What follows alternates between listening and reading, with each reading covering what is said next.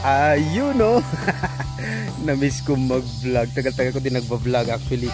2018 pa ako nagba-vlog pero ang tagal na noon. So eto, mag-hiking tayo para tignan natin kung gaano kaganda ang view dito sa mga bundok dito sa Korea. Minumodify kasi nila, ginagawa nilang maganda yung view kasi ang dami mga elderly na nag-hiking talaga dito everyday. So tignan natin kung gaano kaganda.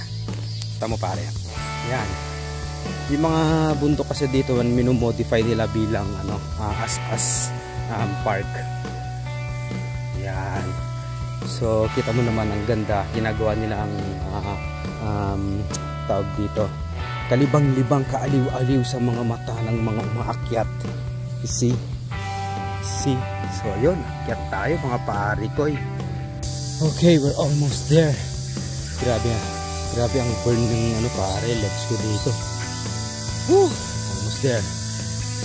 So yun yung hagdanan dito at saka doon pa. Let's go. So bibilangin natin kung ilang step yung hagdanan. Ito at saka yung second na stairway talaga.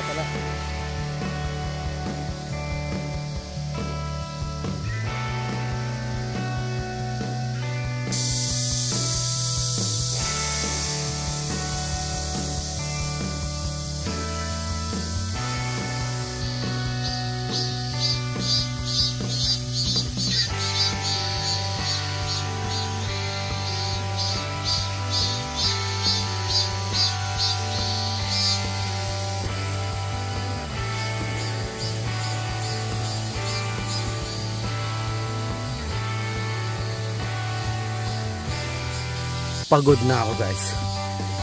Taas pa to. Grabe yung burn ng legs pre. Let's go.